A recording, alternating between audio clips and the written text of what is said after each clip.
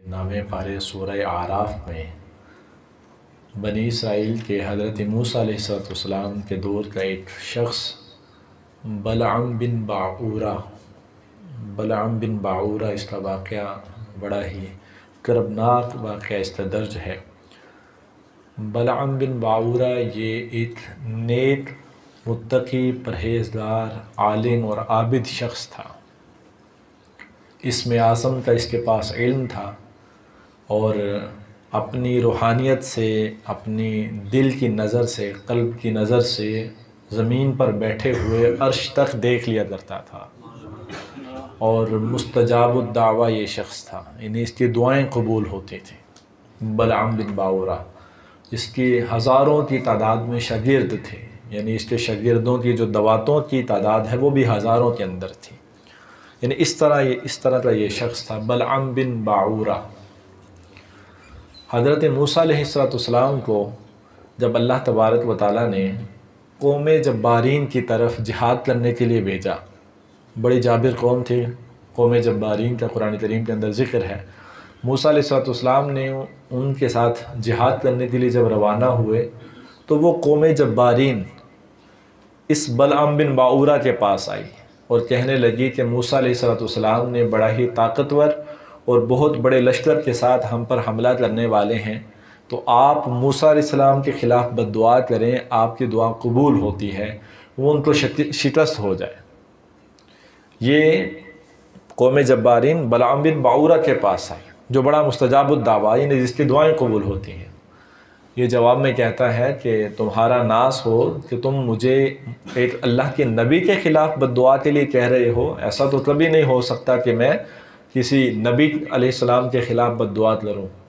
उन्होंने बहुत इसरार किया, ये ना माना, तो उन्होंने अपने ज़ेवरात और बहुत सारा माल, बहुत सारी चीज़ें, बहुत सी अशिया, बहुत सी महंगी चीज़ें ला के इसके कदमों के अंदर रख दी कि अगर तुम उसके ख़िलाफ़ बद्दुआ करोगे, मूसा अलैहिस्सलाम के ख़िलाफ़ बद्दुआ करोगे तो ये सारी चीज़ें तुम्हारी हैं, ये तोहफ़े सारे तुम्हारे लिए हैं। वो इन तहाइफ को देख कर उसका ईमान डगमगा गया और वो लालच के भूत में सवार होकर राज़ी हो गया कि ठीक है कि मैं मूसा अलैहिस्सलाम के ख़िलाफ़ बद्दुआ करूँगा। खैर वो अपने गधे पर सवार होकर, मुअन्नस थी गधी, उस पर सवार होकर बद्दुआ के लिए बाहर चला। तो एक हिस्बान नामी पहाड़ी वहाँ पे जाके ये पहुँचा तो रास्ते के अंदर जो इसका गधा था, ये गधी, तो वो मुड़ मुड़ के वापस चलती थी कि नहीं आगे जाता, लेकिन ये मार पीट के उसको जानबूझ कर लेकर जाता। और वो गधी को अल्लाह ताला ने ज़ुबान दी तो वो बोलने लगी कि तुझ पर अल्लाह ताला की इतनी नेमतें नवाजिशें हैं, तो इतना मुस्तजाबुद दावा है, और हाल ये कि तू पैसों की लालच में आके मूसा अलैहिस्सलाम के ख़िलाफ़ बद्दुआ करने जा रहा है, और सामने देखो फरिश्ते हैं कि मुझे रोक रहे हैं कि इस बंदे को रोक लो कि अभी भी कुछ नहीं बिगड़ा है। लेकिन खैर उसने ना मानी और वो चला गया और पहाड़ी पे जाके उसने मूसा अलैहिस्सलाम की कौम जहाँ पे पड़ाव था सामने लश्कर का, उसकी तरफ रुख करके उसने मूसा अलैहिस्सलाम के ख़िलाफ़ बद्दुआ की। और बद्दुआ के अंदर अल्लाह ताला की करनी ऐसी कि जब भी मूसा अलैहिस्सलाम के ख़िलाफ़ बद्दुआ करता तो वो बद्दुआ उल्टी अपनी ही कौम के बारे में मुँह से निकलती। मूसा अलैहिस्सलाम के बारे में उसकी ज़ुबान से वो अल्फाज ना अदा होते जो उनके बारे में कहता वो अपने बारे में निकल आते। तो इसके कौम वाले बार बार इसे कहने लगे कि क्या तो हमें गज़ब का शिकार करने लगे हो, हमारे ख़िलाफ़ बद्दुआ करने लगे हो, मूसा अलैहिस्सलाम के ख़िलाफ़ माज़अल्लाह बद्दुआ करो। तो ये कहता है कि मैं कहना तो यही चाहता हूँ लेकिन मेरी ज़ुबान से वो कलिमात निकलते नहीं है। मैं मूसा अलैहिस्सलाम के ख़िलाफ़ बद्दुआ करता हूँ लेकिन वो तुम्हारे बारे में निकल आती है। खैर जब वो बार बार उसने बद्दुआ की तो अल्लाह तबारक व तआला का अज़ाब वहीं पर ज़ाहिर हुआ कि उसकी ज़ुबान लटक कर सीने पर आ गई और वो आगे बद्दुआ ना कर सका। और जब उसकी ज़ुबान सीने पर आ गई तो वो कहने लगा, अपनी कौम से रोने लगा कि तुम्हारा नास हो कि तुमने मेरा ईमान सल्ब कर लिया, तुमने मेरी सारी नेमतों को छीन लिया, मैं अब काफिर और मुर्तद हो चुका हुआ हूँ। अब वो रोने लगा। तो खैर उसने कहा कि अब मूसा अलैहिस्सलाम के ख़िलाफ़ बद्दुआ तो ना हो सकती है, तो ना अल्लाह तबारक व तआला मेरी दुआ कबूल करने वाला है, बल्कि अब तो मेरा ईमान भी नहीं रहा। हाँ, उनको शिकस्त देने का एक तरीक़ा है मेरे पास कि अगर तुम उनको शिकस्त देना चाहते हो तो एक तरीक़ा वो ये कि तुम अपनी खूबसूरत लड़कियों को, बच्चियों को तैयार करो اور ان کو اچھے لباس پہناؤ، اچھی زیب و زیبائش کے ساتھ موسیٰ علیہ السلام کے لشکر کے اندر ان بچیوں کو گھسا دو، ان لڑکیوں کو گھسا دو، عورتوں کو۔ اگر اس قوم میں سے ایک شخص نے بھی ان کے ساتھ بدکاری کر لی تو وہ لشکر آپ پر کبھی فتح یاب نہیں ہو سکے گا۔ خیر انہوں نے ایسے ہی کیا، اور لڑکیاں ہزاروں کی تعداد میں انہوں نے لشکر کے اندر بھیج دی، پڑاؤ کے اندر داخل کر دیں۔ اور ایک بنی اسرائیل کا امیر شخص تھا، کوئی رئیس شخص، اس کو کوئی عورت پسند آ گئی اور اس کو پکڑ کر وہ موسیٰ علیہ السلام کے پاس آیا اور کہنے لگا کیا یہ عورت میرے لیے حلال ہے؟ پوچھا، فتویٰ پوچھا، تو آپ نے فرمایا قطعاً حرام ہے، یہ کبھی تیرے لیے حلال نہیں ہو سکتی، فوراً اس سے جدا ہو جاؤ۔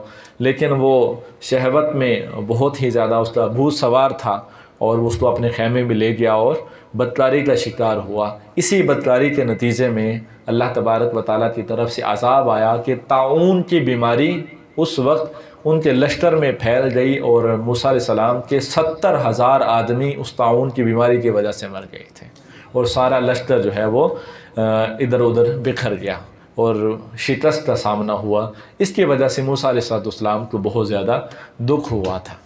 اور پھر اس کے بعد بلعام بن معورہ یہ اسی طرح بے ایمانی کی حالت میں رہا، اور کچھ ہی عرصے کے بعد یہ مرتد ہو کر یہ مر گیا تھا۔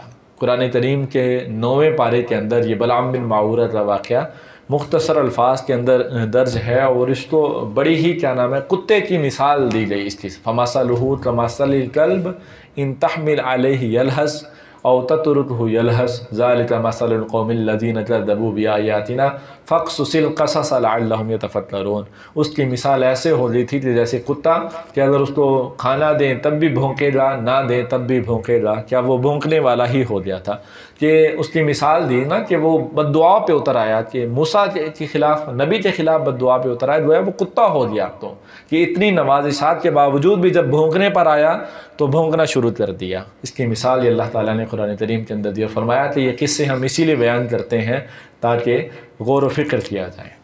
اس پر ایک تفسیر روح البیان کے اندر روایت میں لکھا ہوا ہے کہ بعض انبیاء کرام سے کسی نے پوچھا، نبیوں سے لوگوں نے پوچھا کہ بلعام بن معورہ اتنا نیک شخص تھا تو وہ اس طرح پیسوں کی لالچ میں آ کے ایک نبی کے خلاف کیسے اٹھ کھڑا ہو سکتا تھا، اور اللہ تبارک و تعالیٰ کی اس کے بارے میں خفیہ تدبیر اتنی سخت کیسے ہو سکتی تھی۔